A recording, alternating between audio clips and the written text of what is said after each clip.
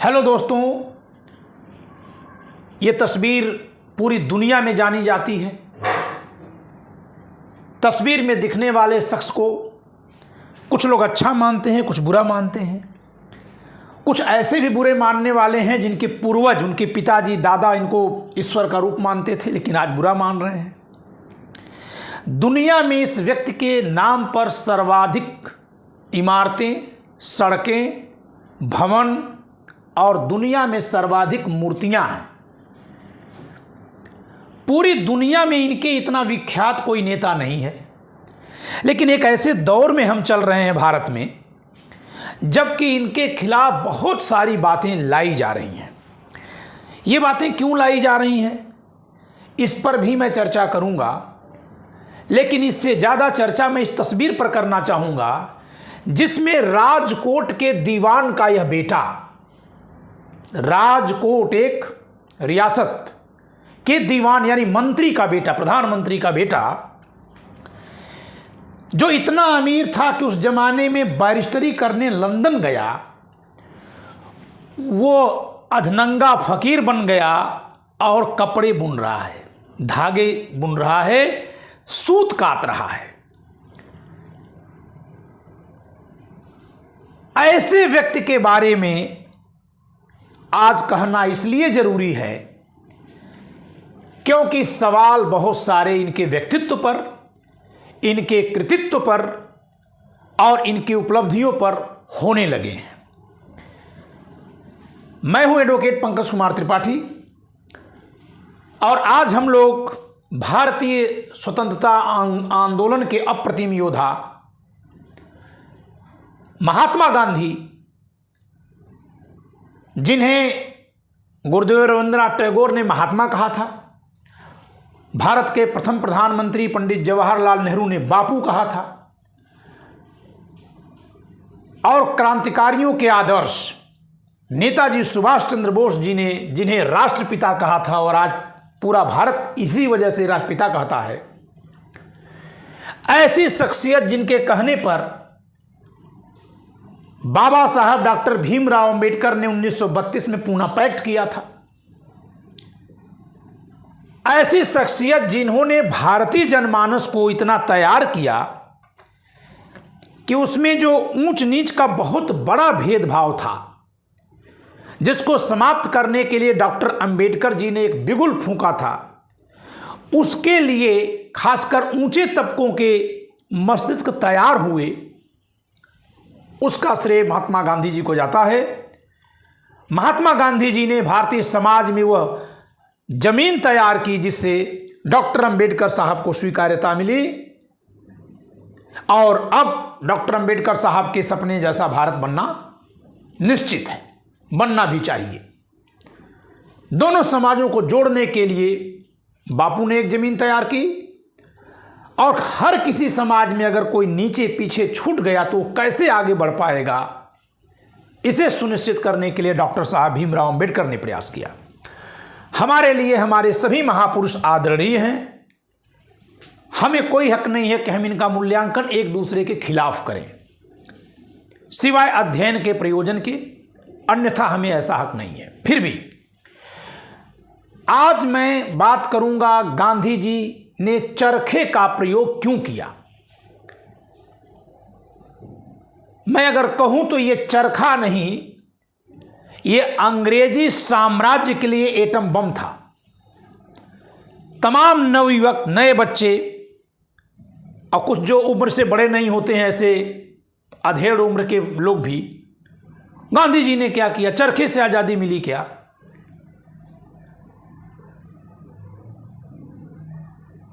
आपके पिताजी आपको जो अनुशासन सिखाते हैं वो कट्टा बंदूक से सिखाते हैं कि आपके दिलों में, आपके दिमाग में जो पिताजी के लिए भाव है उसकी वजह से आप अनुशासन सीख लेते हैं।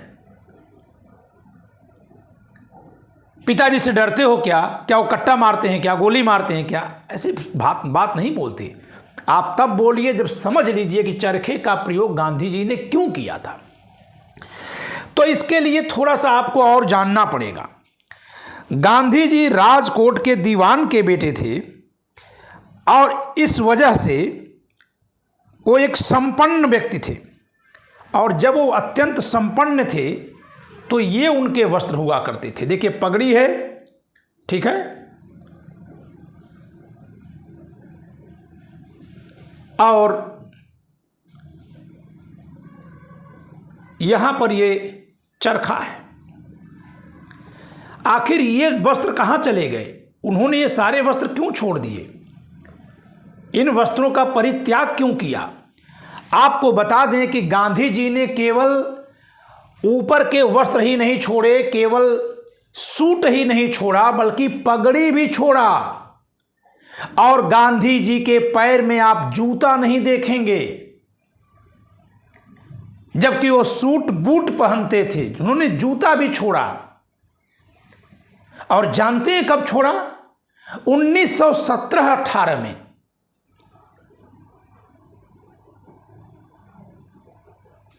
1869 में पैदा हुए हैं।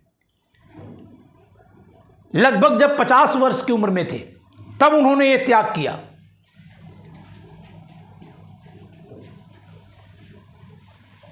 तो महात्मा गांधी ने इस चरखे का प्रयोग क्यों किया, इसको जानने से पहले कुछ घटनाएं जाननी जरूरी है। गांधी जी भारत में 1915 में आए। 1917 में वो चंपारण गए।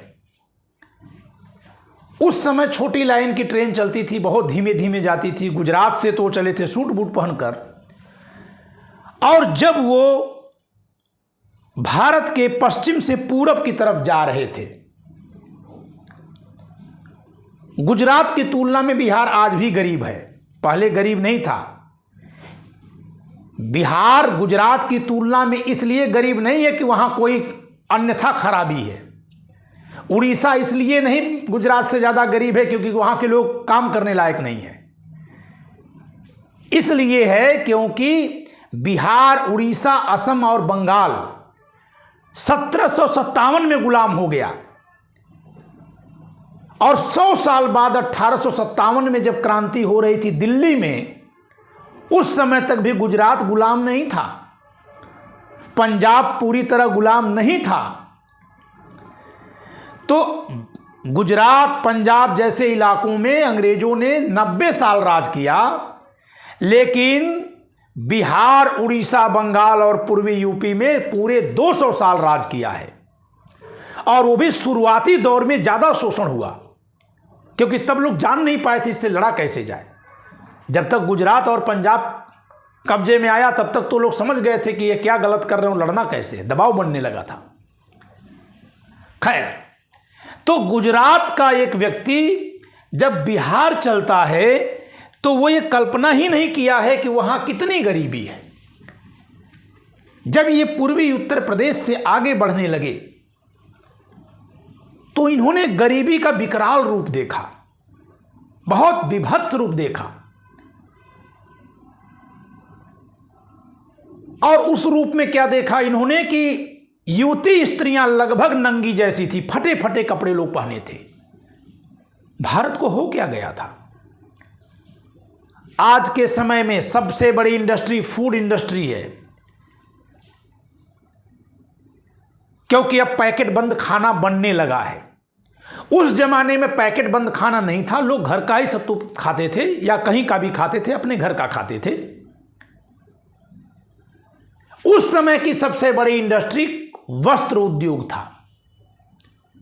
और भारत में कपास और पटसन, धागा बनाने वाले दो मूल तत्व फसल सबसे ज्यादा होती थी। ब्रिटिशर्स ने जुलाहों के अंगूठे काट दिए थे, जिससे कि उन्हीं की फैक्ट्रियों में कपड़े बने और वही कपड़े लाके यहां बेचे जाते थे। तो जिसके पास पैसा नहीं होता था वो बिना कपड़े के था। इससे ब्रिटेन पर क्या फर्क पड़ता था और भारत पर क्या फर्क पड़ता था कि ब्रिटेन भारत के कच्चे माल को मुफ्त में लगभग लेता था, और कपड़ा जो इतनी जरूरत की चीज है कि बिना वस्त्र के कोई बाहर नहीं निकलेगा। आप एक बार के लिए मोबाइल भूल जाएंगे, आप नीचे उतरेंगे कार की चाबी भूल जाएगी, लेकिन कभी नहीं सुने कि कोई व्यक्ति बिना कपड़ा पहने निकल गया। संभव नहीं है। यानी कुछ भी नहीं रहता था तब भी कपड़ा लोग खरीदते थे, खरीदेंगे। इसका अंग्रेजों ने दुरुपयोग किया। तो ब्रिटेन को क्या मिला और भारत को क्या मिला? भारत के लोग लगभग आधे नंगे हो गए। आप पूछिए अपने गांव के बड़े बुजुर्गों से, बताएंगे कि दूल्हे के लिए गांव में एक कपड़ा होता था, जो कोई दूल्हा बनता था वही पहनता था। मैं अपने गांव के संपन्न परिवार से आता हूं, लेकिन हम लोग अभी हाई स्कूल तक थे तो किसी का मफलर मांग लेते थे, किसी की जैकेट मांग लेते थे, इस नाते नहीं कि उसकी अच्छी लग रही है, उसी के पास है ही।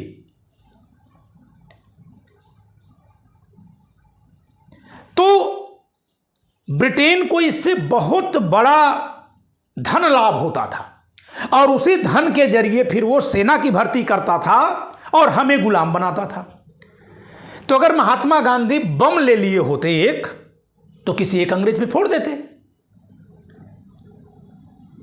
पता नहीं अंग्रेज पे फोड़ भी पाते कि नहीं, क्योंकि हमारे क्रांतिकारी जिनका मैं बहुत नमन करता हूं, उन्होंने कितने अंग्रेजों को मारा, कभी आप सवाल करके देखिएगा, खोजिए। अगर ये 10 उंगलियां 20 उंगलियां आप गिन पाए कि 20 अंग्रेजों को मारा है, तो हमसे बात कर लीजिएगा। संभव ही नहीं था। आप तो तैयारी में पकड़ लिए जाते थे, पकड़ने वाले आप ही के लोग होते थे जो पैसे के लिए वहां काम करते थे। सारे जमींदार क्या थे? अंग्रेजों के पाले हुए लोग थे, ये सूचना देते थे। तो ऐसे में महात्मा गांधी ने इस चरखा के जरिए एक एटम बम का प्रयोग किया। ये चरखा नहीं, एटम बम है, जिसके जरिए अंग्रेजी साम्राज्य की आर्थिक शक्ति हिल गई। भारत से जो धन जा रहा था वो रुक गया और इस चरखे की ताकत से विदेशी वस्त्रों के बहिष्कार के आंदोलन को बल मिला। अन्यथा आप विदेशी कपड़े जला देंगे अपने, तो आप कर नहीं पाएंगे। तो महात्मा गांधी ने घर में सूत कातो, घर में ही कपड़ा बुनो और पहनो। इससे 2 लाभ मिला। वस्त्र अगर किसी का उतार दें तो वह व्यक्ति सम्मान विहीन, स्वाभिमान विहीन हो जाता है। तो सबको सम्मान से, स्वाभिमान से जीने का एक हक मिला, एक हुकूक मन में आया, एक भाव पैदा हुआ।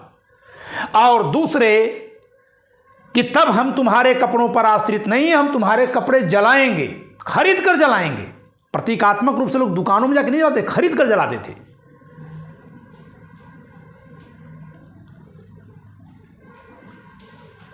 इसके जरिए आजादी का भाव लोगों में पैदा हुआ, बंधन मुक्त लोग हुए।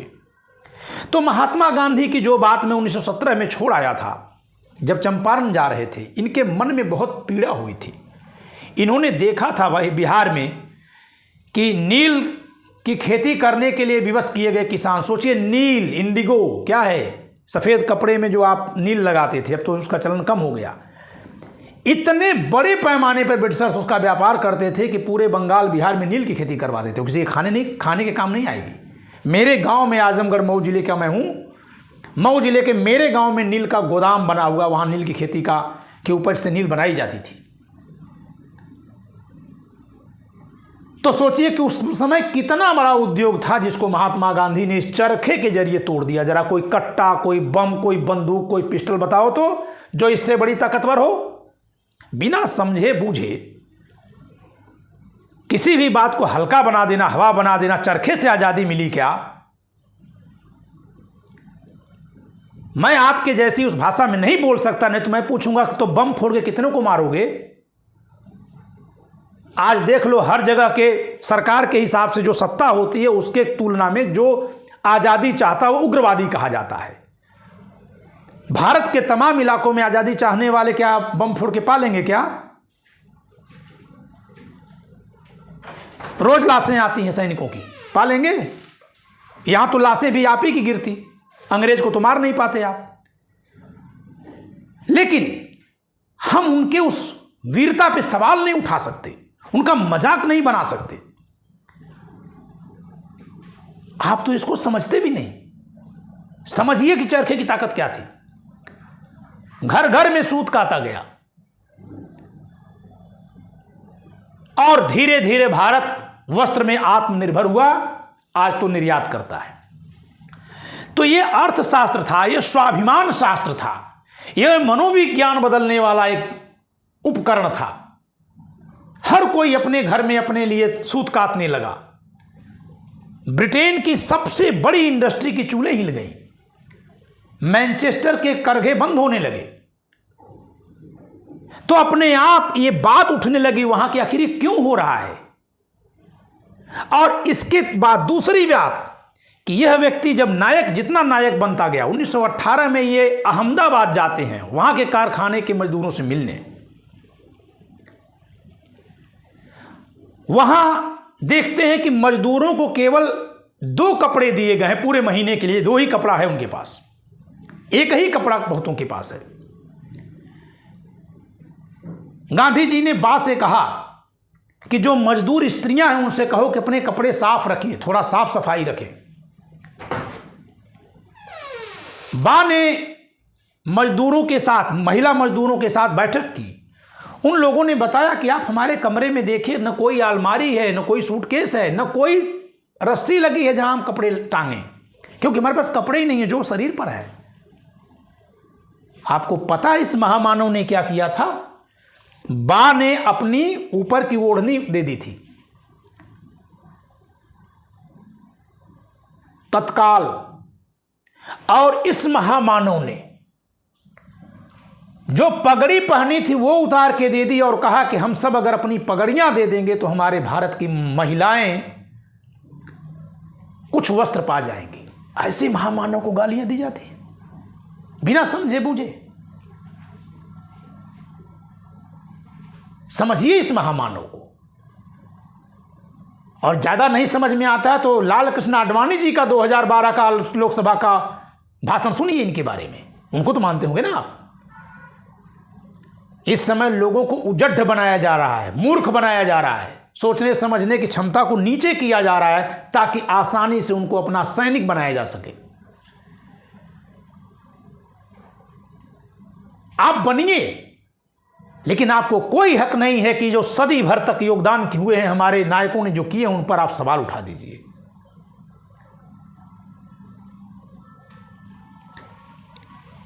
कारखाने में काम करने वालों के पास जूते नहीं थे, उनके पैर कटे फटे थे। इसी नाते इस महामानव ने अपने बूट त्याग दिए।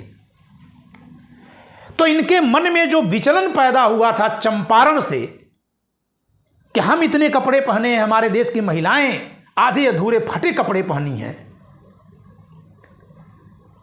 उसको इन्होंने एक रूप दे दिया, एक हमेशा हमेशा के बलिदान का एक काम कर दिया अहमदाबाद के कारखाने को देखने के बाद। तो आज के लिए मैं इतना ही कहूंगा कि इस चरखे को जो कहते हैं कि चरखे से आजादी कैसे मिल गई, तो आप इस मुगालते में मत रहिए कि चरखे से ही आजादी मिली। हथियारों के दम पर तो हिटलर से ब्रिटेन नहीं लड़ पाया था। इतने बड़े हथियार थे, इतने अधिक हथियार थे कि हिटलर से ब्रिटेन नहीं लड़ पाया।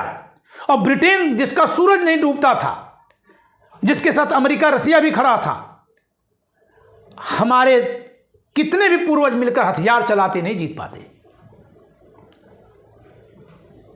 मैं रामचरितमानस से भी समर्थन करूंगा।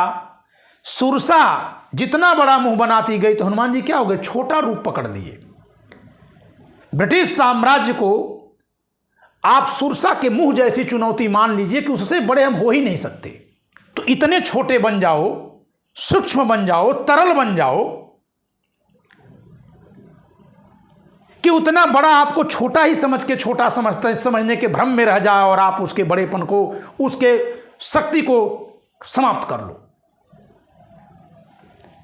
महात्मा गांधी ने वह प्रयोग किया था और इनके ऐसा प्रयोग करने से जनता का बहुत बड़ा वर्ग इनके साथ खड़ा हो गया। क्योंकि अभी अगर कह दी जाए कि वहां गोली चल रही है, कितने लोग जाएंगे? लेकिन कहा जाए कि वहां बात करना है, खड़ा होना है, तो लोग जाएंगे। एक मर्डर अगर चौराहे पर हो जाता है, सारे लोग दुकान के शटर इसलिए गिरा देते हैं कि गवाही कौन देने के लिए न बुला ले। इसी देश में हम लोग रहते हैं ना। कोई थोड़े से दबंग कहीं दबंग के खिलाफ गवाही देने जाता है, वो एक बार घर में आ जाता है, पलट जाते हैं आप। तो आप चाहते थे कि महात्मा गांधी भी बम लेके चले जाएं और इनके साथ और भी 2-4-10 लोग और चले जाएं। इनकी वजह से उस समय के हमारे न जाने कितने पूर्वज फांसी पर चढ़ने से बच गए। बिना फांसी पर उनको चढ़वाए ही आजादी के लिए वैश्विक दबाव कायम करने में सफल रहे। तो ये चरखा नहीं एटम बम है। और ये वस्त्र जो अर्ध वस्त्र में जिसको देख रहे हैं, ये महामानव, महात्यागी, इतना बड़ा त्याग किसी का हो ही नहीं सकता इतिहास में, किसी का नहीं है। आज इनको इसलिए मिटाया जा रहा है, मैं इस पर भी बात करूंगा क्यों मिटाया जा रहा है। इसलिए मिटाया जा रहा है क्योंकि जो पदों पे बैठते हैं उनसे इन्हीं के आदर्श के अनुरूप अपेक्षा की जाती है। ये दर्पण है भारत के, सबका मुंह दिख जाता है। इनकी बात अहिंसा की मान लेंगे तो संसद भवन में रेपिस्ट बैठेंगे क्या? आपके भारत की जेलें अपराधियों से भरी हैं, बेगुनाहों से भरी हैं, ऐसे भरी रहेंगी क्या? बिना सुनवाई के लोगों को वर्षों वर्षों तक जेल में बंद रखना, ये भी हिंसा है। तो अगर इनको आदर्श मानता रहेगा भारत, तो सवाल पूछता रहेगा इन नेताओं से कि तुम न्यायालयों में न्यायाधीशों की भर्ती क्यों नहीं करते? सारी पुलिस अपने सुरक्षा में लगा दिए हो, चौराहों पे पुलिस क्यों नहीं है? सड़कें जाम करके नेता का काफिला निकल रहा है, ये क्यों नेता को अपने जनता से असुरक्षा है? पूछने लगेगा जनता, ये सवाल पूछने लगेगी। इसी नाते इनको हर तरह से मजाक बनाया जा रहा है। ये समरसतावादी समाज चाहते थे, तो जो जातिवादी समाज चाहेंगे वो भी गाली देंगे। ये समरसतावादी समाज चाहते थे, जो धर्म की राजनीति करेंगे उनको भी इनको गाली देनी होगी। उनकी मजबूरी है, वे स्वार्थी लोग हैं। लेकिन भारत की सामान्य जनता तो समझदार होनी चाहिए। आपके पास विकल्प ही क्या है धर्म और जात के राजनीति में फंसने के सिवाय? लेकिन एक रोशनी तो होगी कि जिसके साथ जाएंगे वोट दे देंगे, फिर इन्हीं का दर्पण से उसका मुंह दिखाएंगे कि भैया देखो तुम क्या कर रहे हो।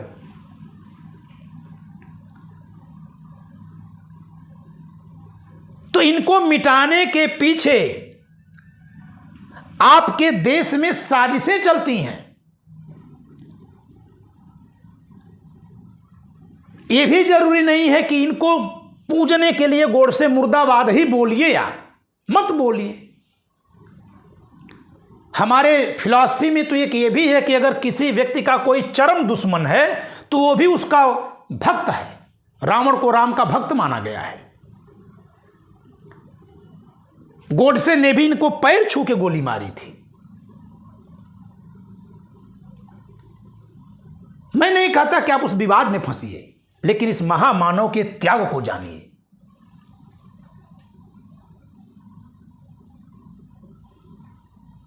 हिंदूवादी संगठनों को ये इसलिए अप्रिय हैं क्योंकि इनके रहने से सत्ता उनको नहीं मिल पाई। इनको गाली देंगे तो सत्ता मिल सकती है, जाके हिंदुत्व का उभार होगा। ये कहेंगे नहीं सब साथ में चलो। दलित समाज के लोगों को लगता है कि ये आए तो ये उतना नहीं तीखेपन की बात कर रहे हैं जितने से कि सवर्णों को या ऊपर की जातियों को जो है गाली दी जा सके। आज गाली दे ले रहे हैं क्योंकि आज समाज में शिक्षा का निचले समाज तक प्रसार हुआ है, तो आप कुछ ऊपर हैं। और सवर्ण समाज भी पढ़ने लगा है। पहले कर्मकांड पढ़ता था, अब वो भी विज्ञान और इतिहास पढ़ता है। हाँ, पहले केवल कर्मकांड पढ़ता था। तो इस नाते स्वीकार्यता तार्किकता के आधार पर बढ़ रही है। अगर 1932 में कह दिया जाता कि गाली दो तो इतना ज्यादा आपस में क्लैश हो जाता, गृहयुद्ध हो जाता, और शायद जो लोग आज इनको गाली दे रहे हैं कि इन्होंने हमको उतना नहीं आगे बढ़ने दिया, वो उठ नहीं पाते वहां से। मेरी बात को किसी व्यंग के रूप में मत लीजिएगा, ये भाव है। इस महामानव ने लोगों को स्वीकार्यता दिलाई, लोगों के दिमाग में तैयार किया कि नहीं, किसी को छोटा मत मानो, सबको बराबर मानो। तो इनके इस चरखे का महत्व यही है कि इसके जरिए ब्रिटिश साम्राज्य को बहुत बड़ी आर्थिक क्षति हुई और भारतीय समाज का मनोविज्ञान मजबूत हो गया, स्वाभिमान की भावना जगी। इसलिए आज से इस चरखे को आप मामूली सा चरखा या कोई छोटा सा उपकरण, कोई छोटी सी मशीन मत समझिएगा। ये बड़े बड़े साम्राज्य से, जहाँ की बहुत ज़्यादा तोप हों, बहुत ज़्यादा हथगोले हों, कई लाख की फौज हो, और उस लाखों लाख की फौज में आप ही के लोग भरे हों, उनसे लड़ने के लिए इससे बड़ी कोई मिसाइल नहीं, इससे बड़ा कोई एटम बम नहीं था। आज के लिए इतना ही। आगे फिर कभी इस विषय पर चर्चा करूंगा। धन्यवाद।